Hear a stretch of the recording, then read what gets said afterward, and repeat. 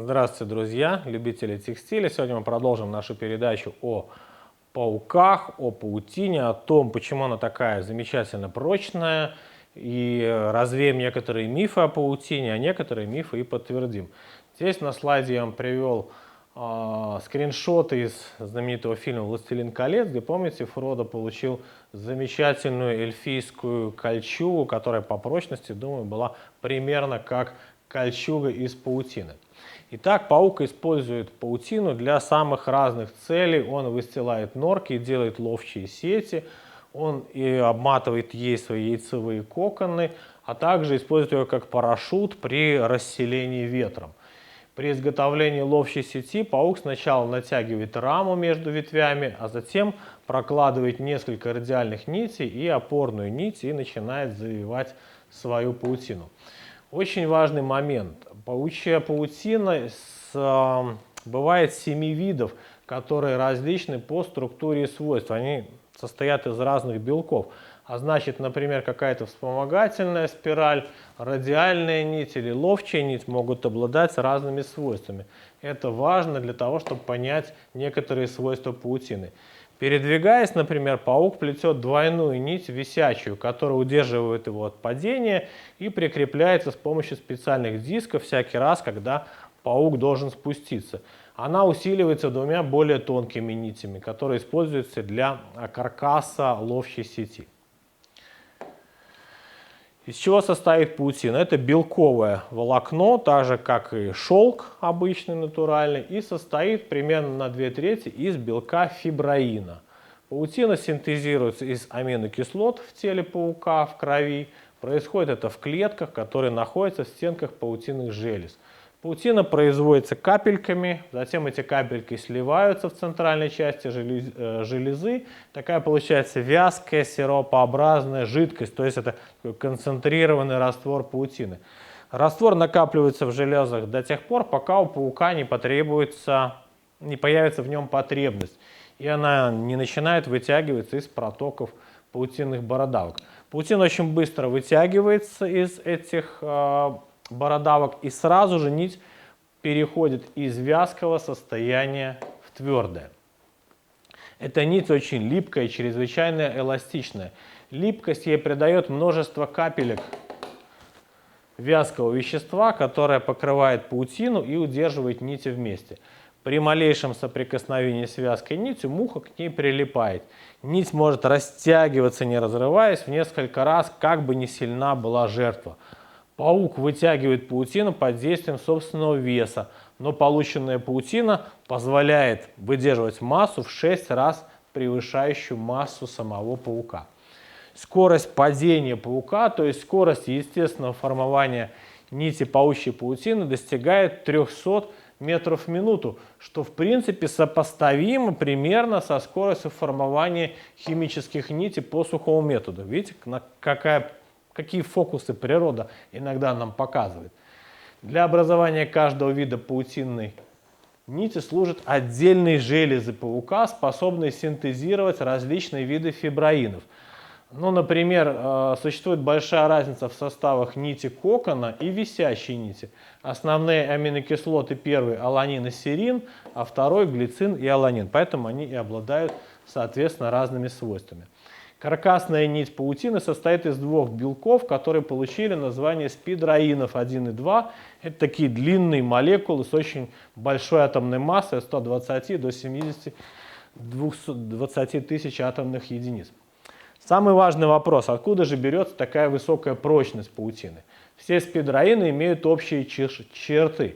Если мысленно вытянуть длинную молекулу спидроина в прямую линию и посмотреть на последовательность аминокислот, то окажется, что она состоит из повторяющихся участков, которые бывают гидрофильные и гидрофобные, то есть, соответственно, любят и не любят воду.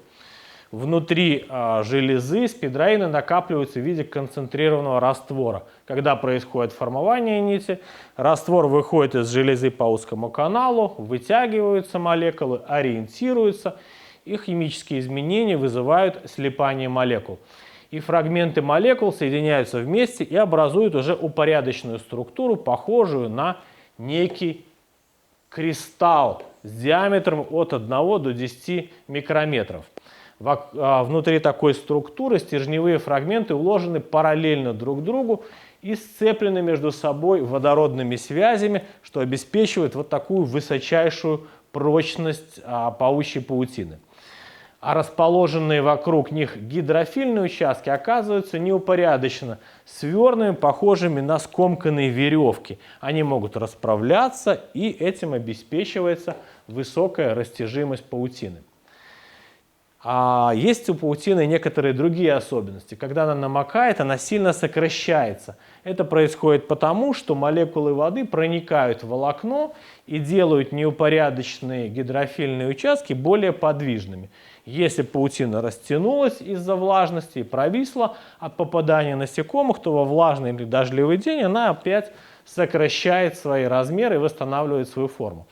У паутины еще есть одна особенность. Под воздействием влажности паутина начинает вращаться. Причем это вращение может происходить достаточно долго. Посмотрите, как выглядит при очень крупном приближении молекула паутины. И почему она хорошо распределяет вот эти ударные нагрузки. Длинная молекула может быть представлена как скомканная длинная веревка, распутанная. Но, тем не менее, растянуть ее не составляет труда, потому что петли внутри молекул могут распрямляться. Группа физиков Массачусетского технологического института изучила устройство с механической точки зрения паучьей паутины и проследила за тем, как распределяется нагрузка. И установили, что при появлении нагрузки на каком-то участке она мгновенно распределяется по всей площади сети, за счет чего и она не рвется за счет вот этого распределения ударной нагрузки. Какими же свойствами обладает паутина? У нее очень высокая разрывная прочность от 40 до 260 килограмм на квадратный миллиметр. Существует такая, не знаю, байка или нет, что если бы толщина паутины была с простой карандаш, она могла бы остановить Boeing 747, летящий на полной скорости. Так это или нет, проверить достаточно тяжело, но точно паучья паутина может остановить пчелу, летящую на полной скорости, без различных деформаций. Растяжение паутины 30 и более процентов, причем растяжение и сжатие полностью обратимы, как у резины. Разрушающее напряжение от 1,1 до 2,7 гигапаскаль, а у стали 0,4-1,5 гигапаскаль. То есть, как видите, она прочнее. Линейная плотность нити очень маленькой паутины 0,078 текса, толщина 10 микрометров, это в 13 раз тоньше человеческого волоса и в 1,5 раза тоньше шелковой нити. То есть паутинную нить так невооруженным глазом даже трудно увидеть. Мы ее видим только в отраженном солнечном свете. Поговорим же, что является мифом, а что является правдой касательно паутины. Для чего нужна высокая прочность? Для поглощения кинетической энергии при падении паука и зависании его на свежесформованные нити. Например, у высокопрочного полиамида разрывное напряжение 1,1,2 при удлинении 15-17%, а значит работа разрыва в 3-4 раза меньше, чем у паутинного шелка. Разрывная нагрузка висячей нити до 70 сантиньютонов на текс. Это очень много.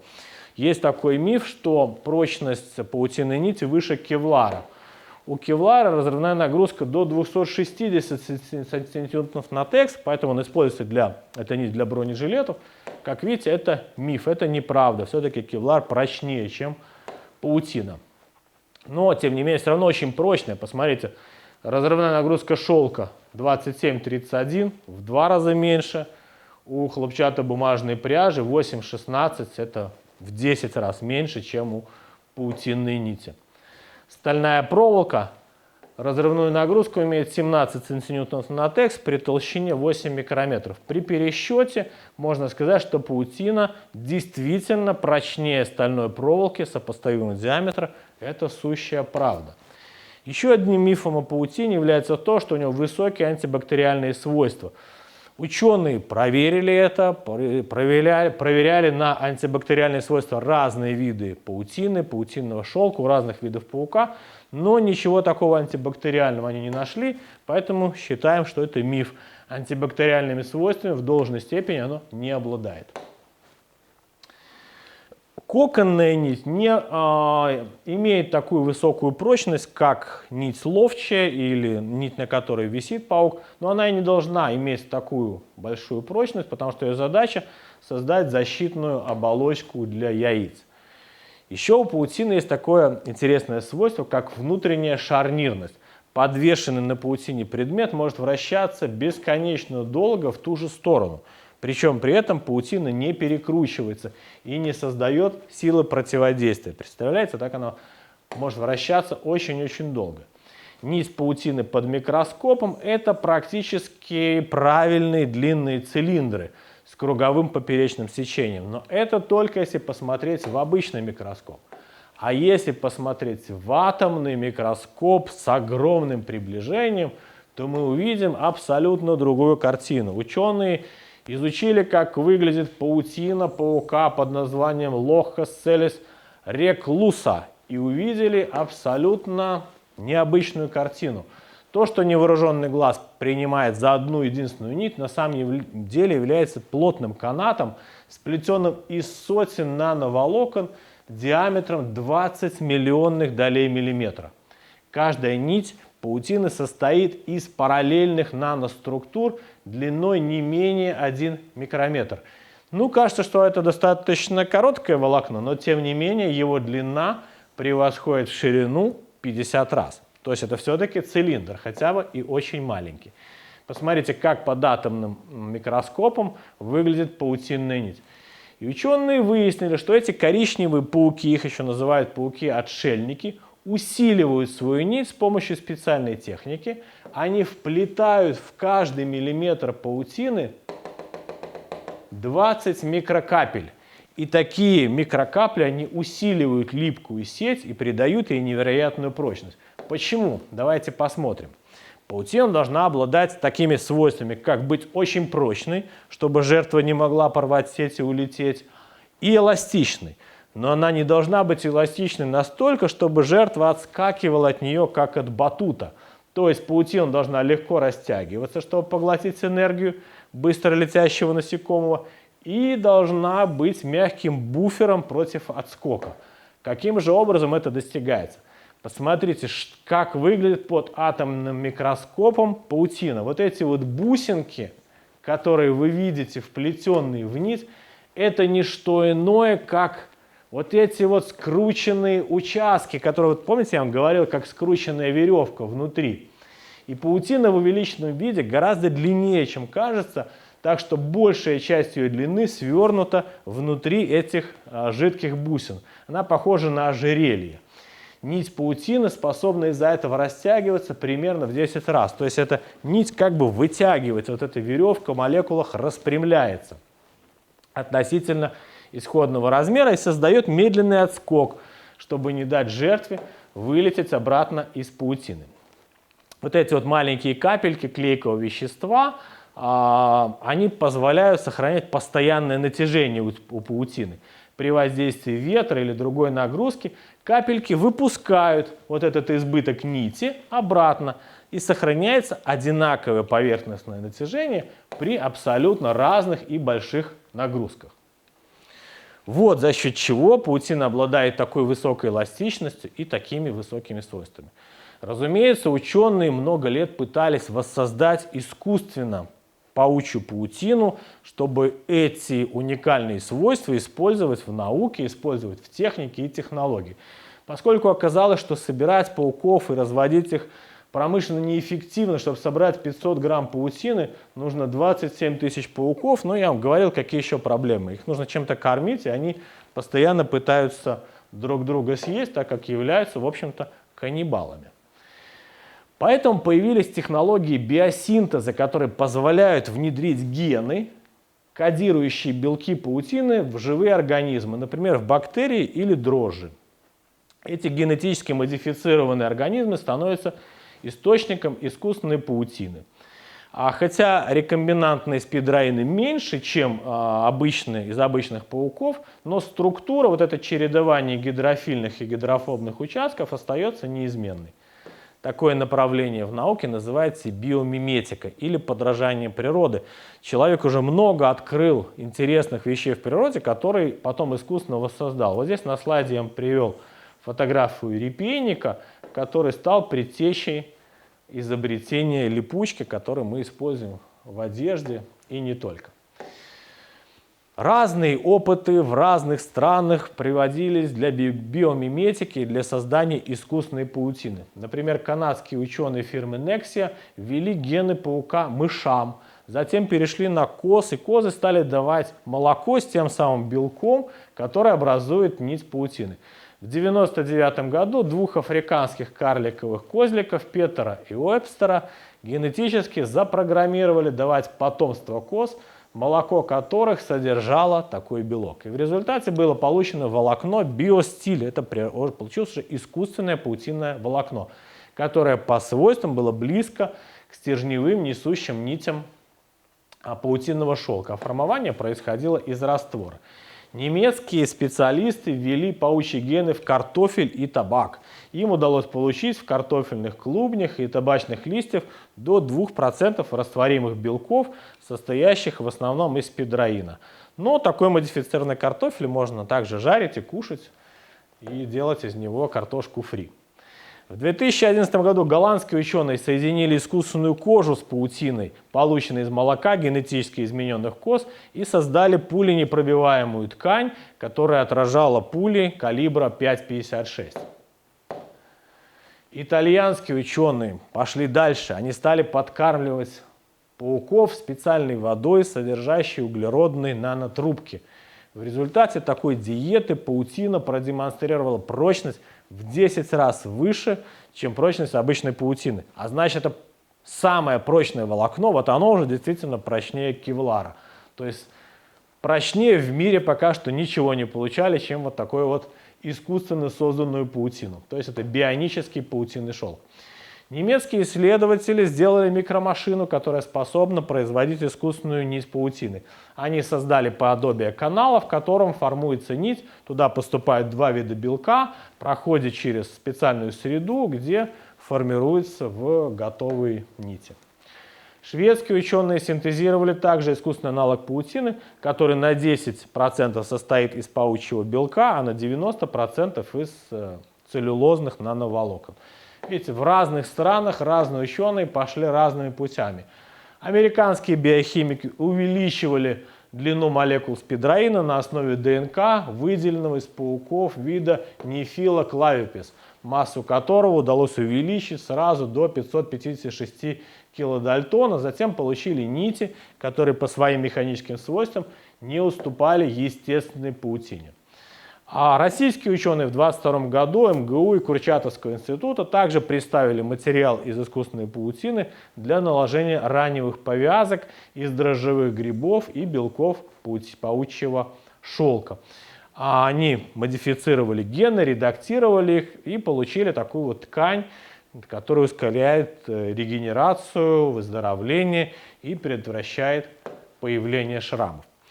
Где же в текстиле может использоваться паучья паутина? Ну, тоже разные дизайнеры и ученые в разные годы получали такие материалы. Например, компания Spiber Японии представила платье, сделанное из синтезированного синтетического паучьего шелка. Вот оно было выставлено в музее и получено именно по технологиям биомиметики с помощью специальных бактерий, которые вырабатывали фиброин. Такой материал японцы назвали кмонос, от японского слова куманосу или паучий шелк по-японски. Это прочный, легкий искусственный паучий шелк, который обладает высоким потенциалом для изготовления не только платьев, но и любых материалов, искусственных кровеносных сосудов и многого другого.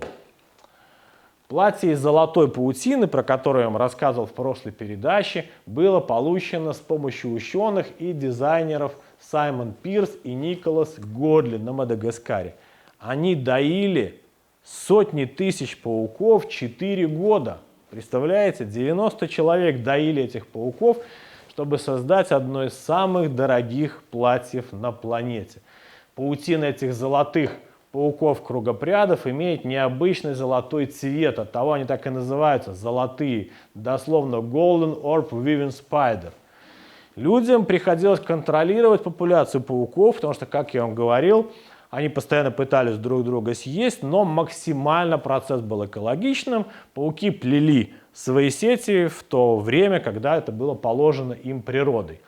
После этого паутину собирали, нити скручивали в тонкие жгутики, применяли старинную технику 19 века, по которой раньше делали такую одежду на Мадагаскаре для семьи короля. Квадратный метр такой ткани стоил баснословно дорого, $500 000, но накидка или платье, которое получилось, 3 метра она в развороте, все равно цену его посчитать достаточно сложно, потому что оно в единственном экземпляре и хранится в Англии, в Лондоне, в музее Виктории и Альберта. Вот посмотрите, как выглядит эта накидка шикарная. И вот это платье из золотого паучьего шелка. 4 года доили этих паучков. Также еще одну технологию разработала японская фирма, которая производит биоматериалы, и они сделали куртку из синтезированной бактериями паутины. Эти бактерии поглощали сахар и синтезировали белки шелка, которые обычно производит паук. Бактерии получают сахар из отходов, это очень экологичное производство, а из такой белковой нити получили легкую, очень прочную и очень износостойкую куртку. Этот материал также еще и водонепроницаемый, дышащий, очень легкий, очень прочный. Но я думаю, что куртка просто замечательная для каких-то экстремальных видов спорта, для путешественников, для полярников. И очень комфортная стоимость куртки, ну, для такого материала, я думаю, не зашкаливающая, она стоит $1400. Вот так вот она выглядит. Что я могу сказать? Когда найдете дома паучка, не выбрасывайте его. Вспомните о том, какими замечательными свойствами обладает его паутина. Всего хорошего, всем привет!